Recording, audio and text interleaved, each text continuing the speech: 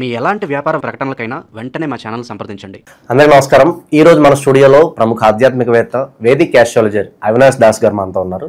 గురువు గారితో మాట్లాడేద్దాం. నమస్కారం గురుగారు. నమస్కారం అండి. ఓం నమ శివాయ, ఓం నమో వెంకటేశాయ. గురుగారు, సెప్టెంబర్ మాసం విశేషంగా మేషరాశి వాళ్ళకి ఏ విధంగా ఉంటుంది? ఏం లక్షణంలో ఉన్నారు? దాంతోడు చంద్రగ్రహణం కూడా ఉంది. సో దీని తాలూకు ఇంపాక్ట్ ఎలా ఉంటుంది? ఓవరాల్గా ఎలాంటి ఫలితాలు ఉంటాయి వీళ్ళకి? గ్రహణం అంటే అమావాస్య చాలా గొప్ప రోజు. భూమి మీద ఏం మొదలెట్టాలని అమావాస్య రోజు మొదలెడతారు. మామూలుగా ఇప్పుడు వినాయక చతుర్థి నడుస్తుంది. వినాయక చతుర్థి రోజు దాన్ని మన ఆస్ట్రాలజీలో రిక్త అంటారు. రిక్త అంటే ఎంటీ. అంటే ఏంటి? ఇప్పుడు ఒక చెంబు ఉంది. ఒక చెంబులో ఫస్ట్ మనం ఒక చుక్క నీళ్ళు వేస్తాం. దాని తర్వాత మెల్లిమెల్లిగా ఆ చెంబు కాస్త నీళ్ళతో నిండిపోతుంది. కానీ ఫస్ట్ వేసే డ్రాప్ ఏదైతే ఉంటుందో అది చాలా ఇంపార్టెంట్. అంటే ఇప్పుడు నేను వాటర్ గురించి, చెంబు గురించి మాట్లాడలేదు. చెంబు అనేది మన మైండ్, ఆ డ్రాప్ అనేది ఫస్ట్ థాట్, మొదటి ఆలోచన. అంటే ఏదైనా పని మొదలు పెట్టాలంటే మొట్టమొదటిగా వేసే విత్తనం ఆలోచన వినాయక చవితి రోజు నాటాలి.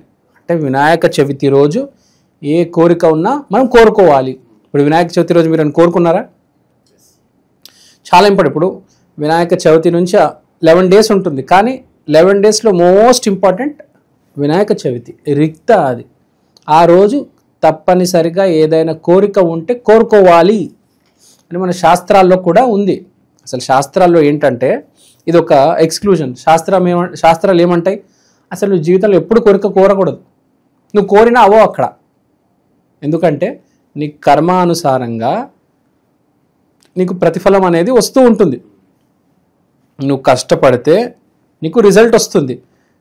నీ స్థాయి మించి, నీ అర్హతకు మించిన కోరుకున్నావు అంటే నిజం అవుతుందా? అది కష్టపడ్డావు అంటే, నిన్ను నువ్వు డెవలప్ చేసుకున్నావు అంటే, ఒక స్థాయికి వచ్చావంటే, ఏదైనా ఒకటి క్రికెట్, సినిమా, బిజినెస్, జాబ్, నీకు దాని తగ్గట అర్హత వస్తుంది. అప్పుడు దేవుడు దాని ప్రతిఫలం ఇస్తాడు. అంతేగాని మనం కోరుకోకూడదు. మన బాధ వ్యక్తపరచవచ్చు. కోరుకోవడం వేరు, బాధ వ్యక్తపరచుకోవడం వేరు. రెంట్ కట్టలేకపోతున్నా, పిల్లోడి స్కూల్ ఫీజు కట్టలేకపోతున్నా, ఇలా చెప్పాలి. మన వాళ్ళు కరెక్ట్ రివర్స్గా, నాకు కార్ కావాలి, నాకు ప్రగతి నగర్లో 2 బెడ్రూమ్ ఇల్లు కావాలి. వ్యాపారం చేయకూడదు, ఇది చెప్పాలి. నాకు రెంట్ కట్టడానికి కూడా డబ్బులే ఉంటే అప్పుడు దేవుడు సొంత ఇల్లు ఇస్తాడు. అంతేగాని నాకు ప్రగతి నగర్లో 2 BHK కావాలి, గచ్చిబౌలిలో డూప్లెక్స్ కావాలి అంటే చాలా అసలు తప్పది. ఉన్నది కాస్త పోగొట్టుకోవాల్సి వస్తుంది. సో మనం ఎప్పుడైనా కోరుకోకూడదు. కానీ రిక్త రోజు, వినాయక చవితి రోజు మనం కోరికలు కోరుకోవాలి. అది శాస్త్రాల్లో కూడా ఉంది. ఇప్పుడు ఏ మాసం గురించి మాట్లాడబోతున్నాము? సెప్టెంబర్ మాసం. ఇంకా తెలుగులో చెప్పాలంటే ఇప్పుడు మీకు భాద్రపద మాసం వేసుకోండి. సో ఇప్పుడు కోరిక గురించి వచ్చాము. కానీ ఇప్పుడు మనం స్టార్ట్ అయింది భాద్రపద మాసం. మనం వెళ్ళే దారిలో మనకు వినాయక చవితి, దసరా, దీపావళి, అది కాకుండా మనకు గురు రాశి మార్పు కూడా జరుగుతుంది అక్టోబర్లో. కానీ ఇది చేంజింగ్ టైం. కరెక్ట్ సెంటర్లో ఉన్నాం మనం. వినాయక చవితికి, అటు కార్తీక మాసానికి సెంటర్లో ఉన్నాం. ఇటు పౌర్ణమికి, అమావాస్యకి సెంటర్లో ఉన్నాం. ఇటు వినాయక చవితికి ఆ వినాయకుడిని మనం హుసేన్ సాగర్లో విసర్జన చేస్తాము, దానికి సెంటర్లో ఉన్నాం. అండ్ మోస్ట్ ఇంపార్టెంట్, గురువు మిథునం నుంచి కర్కాటంలోకి వెళ్తున్నాడు, దానికి కూడా మనం సెంటర్లో ఉన్నాం. అంటే కరెక్ట్ మార్పుకి ఇది ఆ టైము, ఆ చిహ్నము. సో నిమిత్తం అంటారు చూడండి. సో మార్పు, మన జీవితంలో ఏదైనా మార్పు రాబోతుంది, దానికి సంకేతం, దానికి సూచన ఇప్పుడు సమయం. This is the month. September is the month of change, the big change. చూడండి, కావాలంటే చాలా మార్పులు వస్తాయి. మీకు సోషల్ మీడియా మీద ఐడియా ఉంటే, సినిమాల మీద ఐడియా ఉంటే మార్పు అనేది ఈ నెలలో జరుగుతుంది. మీరు చూడండి. సరే, మనం ఇంట్రడక్షన్ ఇచ్చేసాము. మేషరాశికి వెళ్ళిపోదాం. మేషరాశి శుక్రుడు 5వ ఇల్లు, బుధాదిత్య యోగం అంటే సూర్యుడు బుధుడు 6వ ఇల్లు, కుజుడు 7వ ఇల్లు, గురువు వీళ్ళకి 3 నుంచి 4లోకి వెళ్తున్నాడు. ఫస్ట్ ఇంపార్టెంట్ పాయింట్ ఇది, 3 నుంచి 4లోకి వెళ్తున్నాడు. Very important point. గురు పరివర్తన జరుగుతుంది అక్టోబర్ నుంచి మనకు డిసెంబర్లో గురు పరివర్తన ఉంది కాబట్టి చాలా ఇంపార్టెంట్. గురువు మిథునం నుంచి కర్కాటంలోకి వెళ్తున్నాడు, అంటే ఉచ్చ స్థితికి వెళ్తున్నాడు. అంటే యాక్చువల్లీ మంచి సమయం వీళ్ళకి. డెఫినెట్గా మేషరాశి వాళ్ళకి అద్భుతమైన సమయం. శుక్రుడు 5వ ఇంట్లో ఉన్నాడు, కుజుడు 7వ ఇంట్లో ఉన్నాడు, అంతా ఓకే. మైనర్ ట్రాన్సిట్ అది. మేజర్ ఏంటి? గురువు మారుతున్నాడు.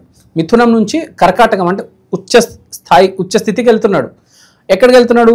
కర్కాటకం అంటే వాడి జాతకంలోని 4వ ఇంట్లోకి వెళ్తున్నాడు.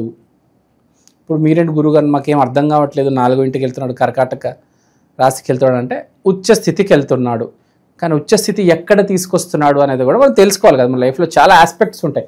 4వ ఇల్లు అంటే ఫస్ట్ మనకు వచ్చేది మన బాడీ, మన హెల్త్, మన ఇల్లు, and most important our will power. So చెప్పేది ఏంటంటే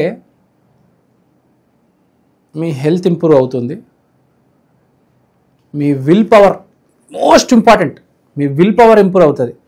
లైఫ్లో చాలా మనం కింద మీద ఎన్నో చూస్తూ ఉంటాం, కానీ విల్ పవర్ ఉన్నాడికి ఏం ఫరక్ పడదు. పిరికివాడు కష్టాలు వస్తే ఇబ్బందులు పాలవుతాడు, ఏడుస్తాడు, ఎమోషనల్ అవుతాడు, గట్టిగా అరుస్తాడు, పిల్లం మీద అరుస్తాడు, అమ్మ మీద అరుస్తాడు, కంచాలు ఇసరేస్తాడు. విల్ పవర్ స్ట్రాంగ్ ఉన్నాడు, అన్నీ నెట్టుకుంటూ ముందుకెళ్ళి సాధిస్తాడు. ఇప్పుడు శుక్రుడు 5వ ఇంట్లో అంటే సినిమా ఫీల్డ్, కుజుడు 7వ ఇంట్లో అంటే బిజినెస్. అంటే సినిమా ఫీల్డ్లో ఉండే వాళ్ళకి మంచి సమయం ఉంది. కండిషన్ మీరు మేషరాశి అయితే వ్యాపారం కూడా బాగానే ఉంది. ఓకే, ఇన్వెస్ట్మెంట్స్ కొత్తవి స్టార్ట్ చేయొచ్చు అంటారు. మంచి అద్భుతమైన సమయం అండి. మేషరాశి వాళ్ళకి అద్భుతమైన సమయం. ర్యాంపెంట్గా ఇన్వెస్ట్మెంట్ చేయవచ్చు. అంటే ర్యాంపెంట్ అంటే మంచి పెద్ద మోతాదులో ఇన్వెస్ట్మెంట్ చేయవచ్చు.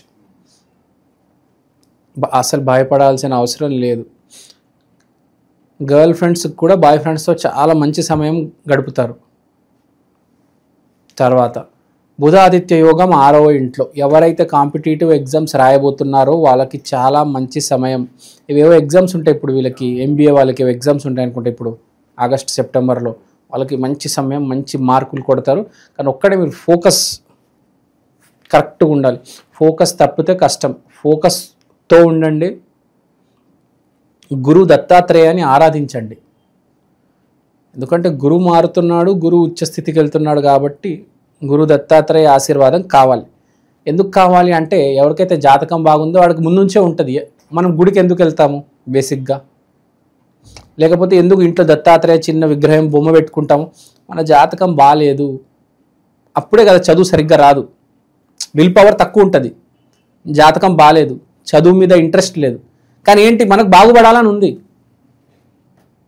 అలాంటప్పుడే చెప్పేది దత్తాత్రేయ స్వామి చిన్న బొమ్మ పెట్టుకోవాలి, స్వామిని ఆరాధించాలి. మోస్ట్ ఇంపార్టెంట్ మనల్ని మనం నమ్మాలి. చాలామంది ఆ బుక్కులు తెరిచి కింద మీద అయిపోతుంటారు, నేను చదవలేను అనుకుంటారు. కానీ ఈ సమయంలో మీరు స్టార్ట్ చేస్తే మీకనే మీకున్న కెపాసిటీ కంటే మీరు బాగా చేయొచ్చు.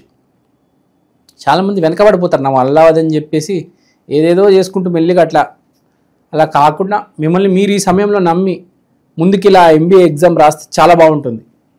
లేట్ చేయొద్దు, త్వరగా మొదలుపెట్టండి. స్వామి పాదాలు గట్టిగా పట్టుకోండి. మీకు సమయం బాగుంది మిత్రమా. ఈ నెల స్టార్ట్ అయింది మనకి ఎప్పుడు ఉగాది, అప్పటి నుంచి ఇప్పుడు చూసుకుంటే ఈ నెల బాగుంది. సెప్టెంబర్ మీకు మేషరాశి వాళ్ళు ఈ నెలని పాడు చేసుకోవద్దు. ప్రతి నెల సపోర్ట్ దొరకదు. ఏ నెల అయితే సపోర్ట్ దొరుకుతుందో, దేవుడు ఎంతో కొంత మీకు అనుగ్రహం ఇస్తున్నాడో, అప్పుడు మీరు ఛానలైజ్ చేసుకొని స్వామిని ఆరాధించుకొని పుస్తకాన్ని దండం పెట్టి మొదలు పెడితే సపోర్ట్ వస్తుంది. మీ చదివే ప్రశ్నలే మీకు ఎగ్జామ్లో వస్తాయి. ఈ సమయంలో అన్నీ వదిలేస్తే ఇంకా నేను కూడా హెల్ప్ చేయలేను, దేవుడు కూడా హెల్ప్ చేయలేడు.